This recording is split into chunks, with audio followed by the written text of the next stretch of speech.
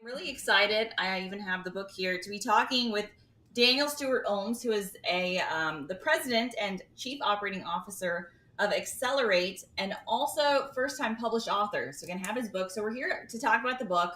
I love this because I am a total bibliophile and book geek. So, very interested in the government contracting world. So, I think it's awesome when anytime anybody in the GovCon space writes a book or has a passion project. I think sometimes work-life balance is not known as our strong suit in the GovCon community, so it's good. We're kind of trying to tout more wellness and holistic approach to life, and it's great to have a conversation with somebody who kind of a lot of that is in the book, but then also kind of it's actually an example of it in the fact that you are currently the president of a really innovative company doing a lot of cool work around the cleared space, and then also you are also a first-time published author. So thank you, Danny, so much for being on the show and for chatting with me today. Thank you, Lindy. I appreciate the opportunity, and I appreciate a platform like this to talk about business, to talk about our experiences in GovCon and our personal experiences. I think those are very important. You hit on it. Balance is very important in life. Some would argue that it's not, that success is driven by people who kind of overdo it in one way or another. But I believe that balance is an extremely important aspect of life. So you hit on it, and look forward to discussing that today. Awesome. So kind of we talked about this before when you were kind of getting ready to publish the book. So I've been following this process with you. You mentioned how you just had this kind of passion point. You wanted to write a book. What prompted that desire or interest to even write? Sure. If I go back to my high school days, and a lot of this is in the book, my strengths were things that were very logical, like math. Writing was very logical. One would, argue that music is very logical in a way. I didn't have that talent necessarily, but math and writing were always interests of mine. They came very easily. And what didn't come very easily were things that actually I decided to study in college, which was biology. Just simply sitting down and memorizing a lot of things, just not how my brain worked, and not what I was passionate about. So, that led to a struggle in my college years of trying to understand what I was good at, understand my passions. But my real passions were looking out at the night sky in absolute wonder. I had this fascination for physics. I wanted to be a physicist. That's what I wanted to do with my life. But I got in this mindset that if I wanted to be successful, or if I wanted to seem smart, or impress other people, I had to do certain things. A lot of those mindsets and decisions took me off those paths. So I didn't really kickstart my real passions until later in life. I became a lifelong reader like you. I think that's why we connected. And that was something that was difficult for me before a certain age. I probably had some form of ADHD, very difficult to focus on word after word for hours at a time. But explored those passions where I didn't, necessarily put them to use in a profession. I explored them as a hobby in reading, and writing also became something that was very important to me. That all started with an experience I had in my parking garage at work a number of years ago. And I've spoken about this experience in every podcast that I've done, or in every appearance that I've made, because it was so important. It was a very average, ordinary event. And, it was watching this very elderly woman walk by the front of my car as I pulled into my parking space in this parking garage. And in her hand was a gym bag. The parking garage that I parked in was below a gym. And when I say that experience triggered an absolute rush of energy, I would not do that justice. And I mean, the energy was so powerful that I could almost hear it ringing through my body.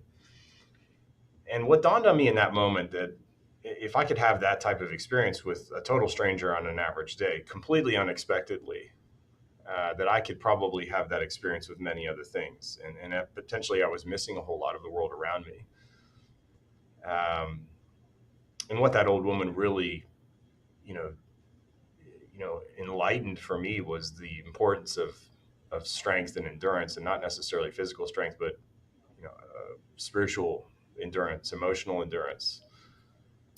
So in that moment, I committed to writing a lot of these little experiences down, and to keep my eyes open to the things that were around me every day, not the things that were hit on the top of my head with a hammer or some booming voice from the sky, but the subtleties of life, the intricacies that we miss in an age that we get absolutely bombarded with information.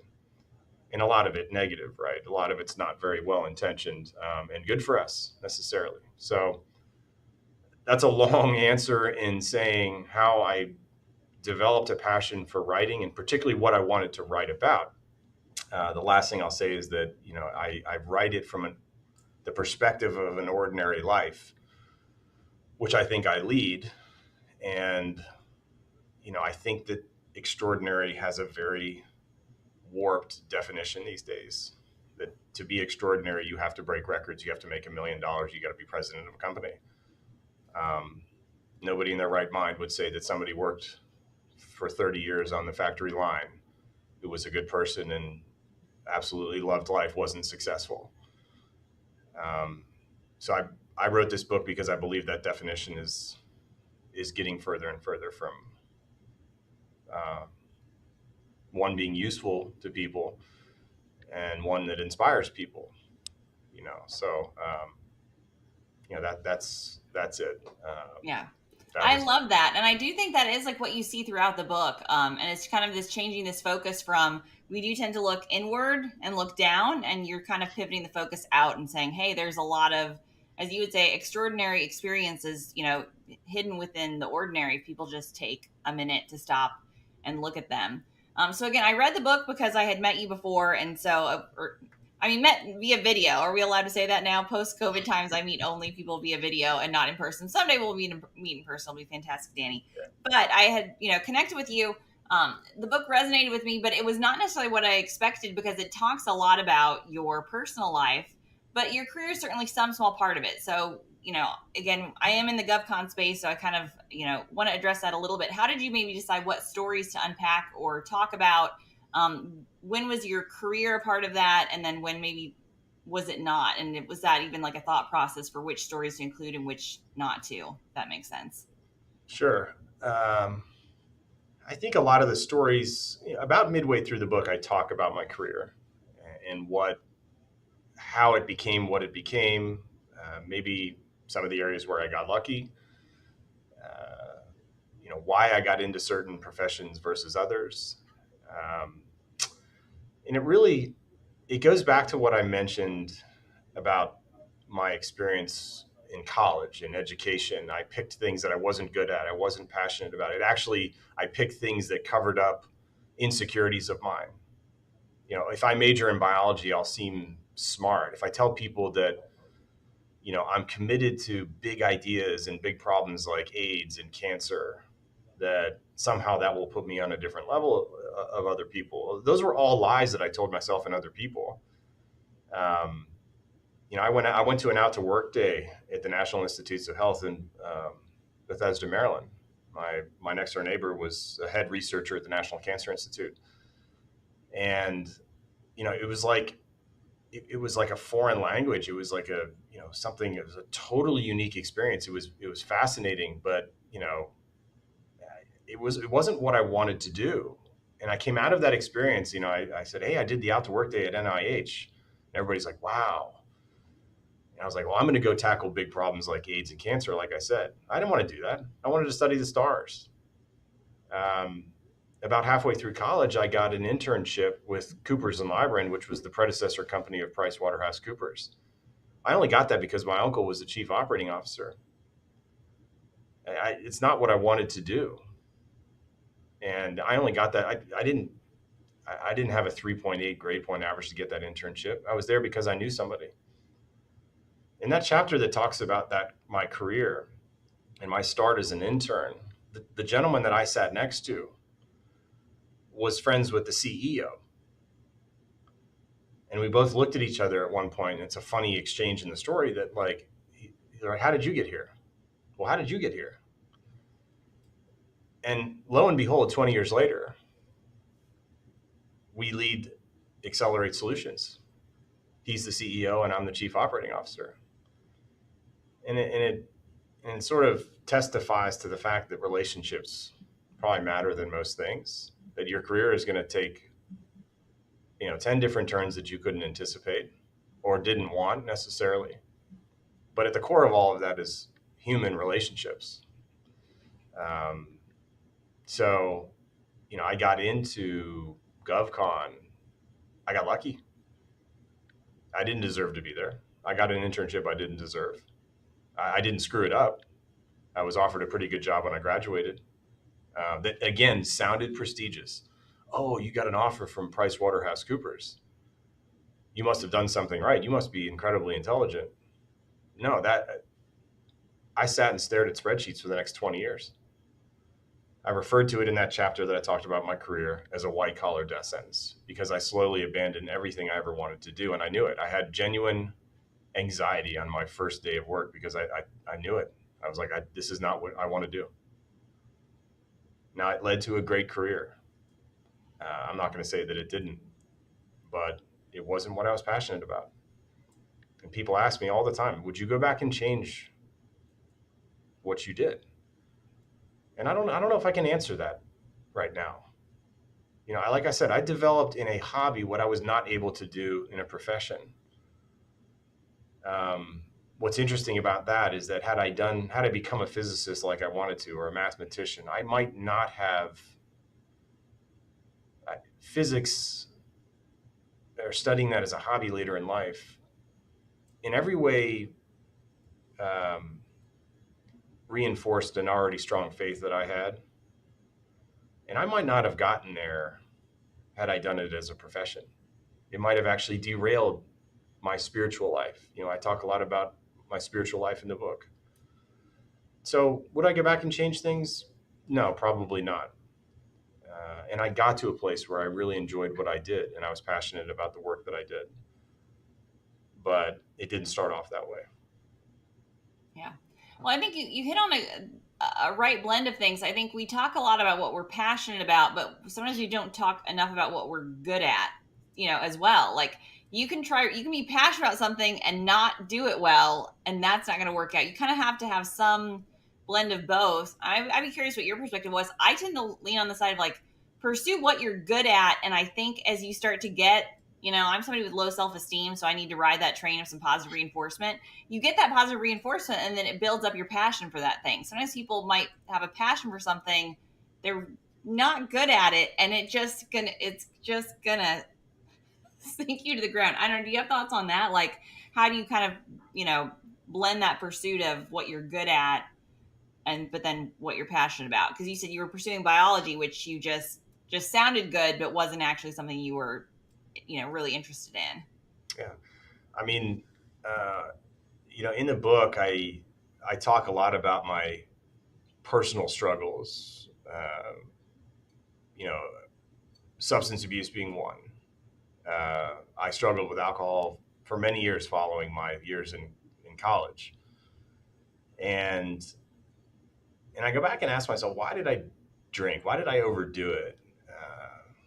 And the main reason is that I didn't feel good at anything.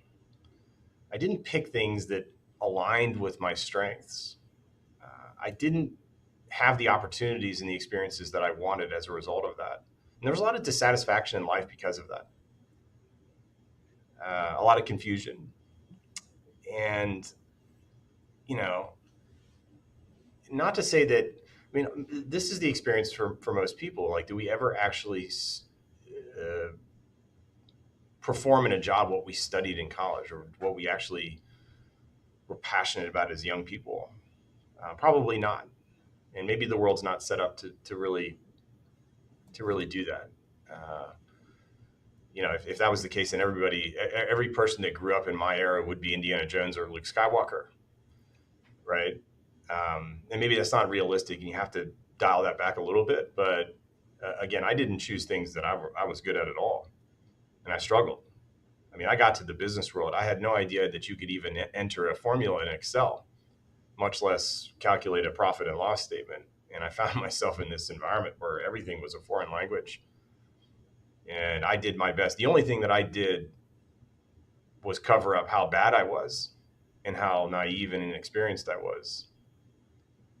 And just getting bad feedback all the time, like you said. I mean, you see those same parallels in like social media, like people being obsessed with getting likes and then getting depressed when they don't.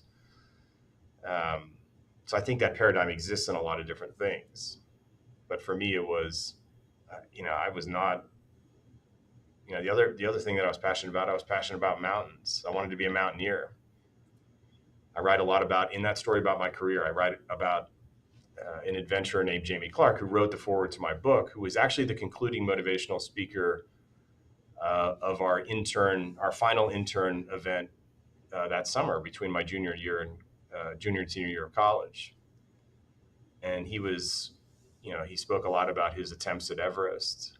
And, I'm sitting there in that auditorium, like my feet bouncing off the floor, my head tingling. I mean, I would have followed him out that front door and done whatever he asked me to do.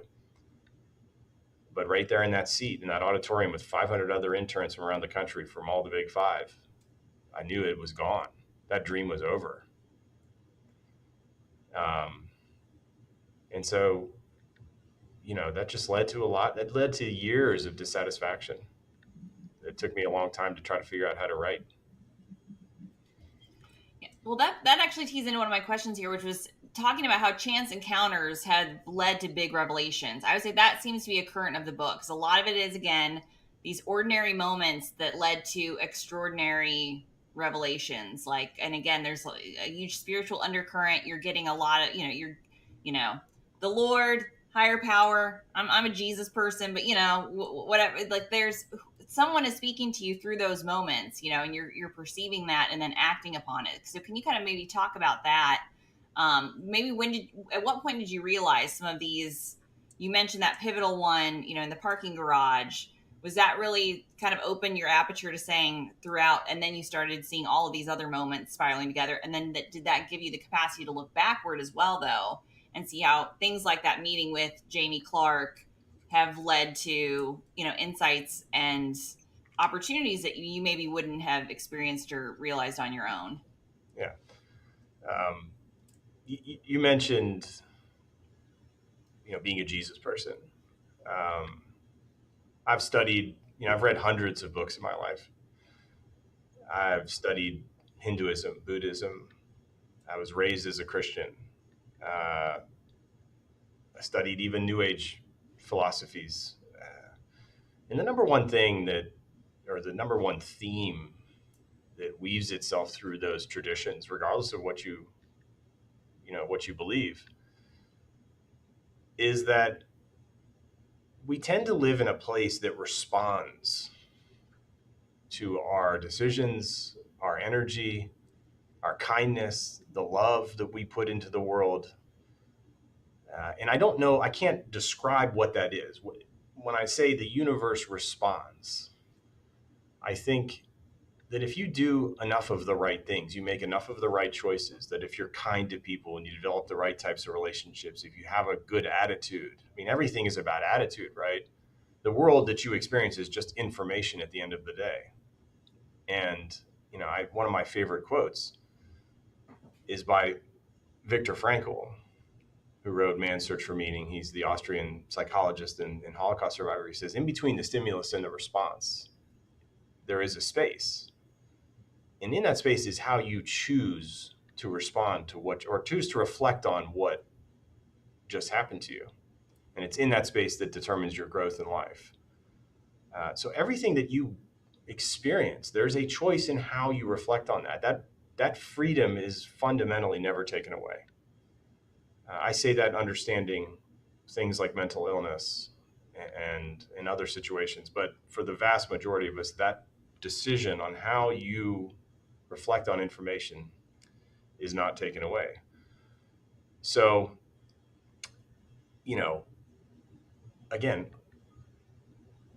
the experience of life, in my opinion, my humble opinion, it is a choice.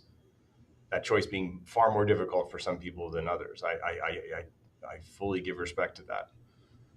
Um, but again, it goes back to, we live in a responsive place.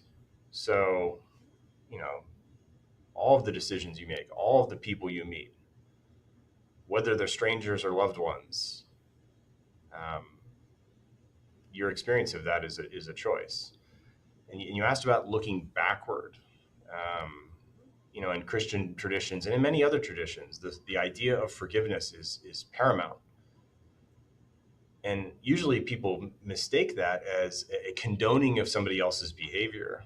And that actually is a misnomer and very, very misunderstood. Forgiveness is about not allowing something to negatively affect you anymore, including the past. Forgiveness is about forgiving the past. If you can view the past differently, then you can experience the past differently. The past is just information, again. So I love that question because how you interact with the world, at the end of the day, is a choice. And if you have that mindset that I'm going to make a good choice with the information that has come to me, I think your view of the world changes overnight. And it's an awesome responsibility, you know.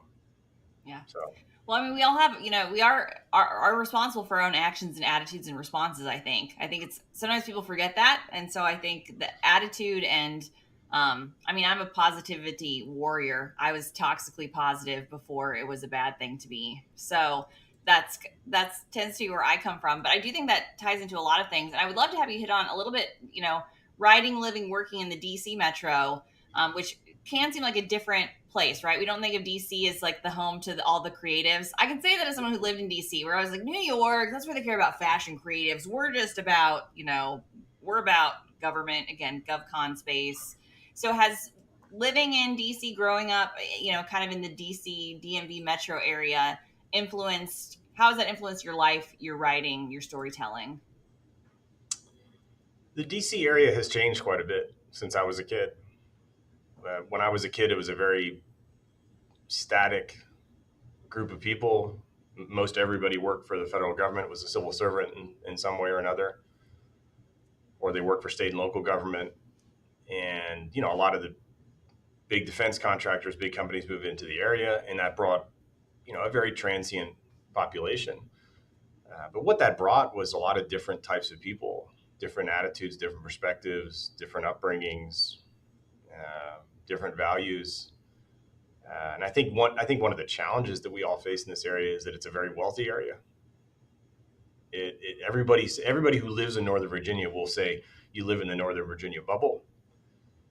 And I know that's a fear for a lot of parents out there, that their kids grow up in an environment where they don't really understand the meaning of money or the value of things or the struggle that most people go through to have some of those things, or how the rest of the world works. I tell this story a lot. My son, is a baseball player, and in his little league games, he stands at the plate with a piece of equipment in his hand that costs more than what most people on the planet make in a year, and he has 3 or 4 of those in any given year.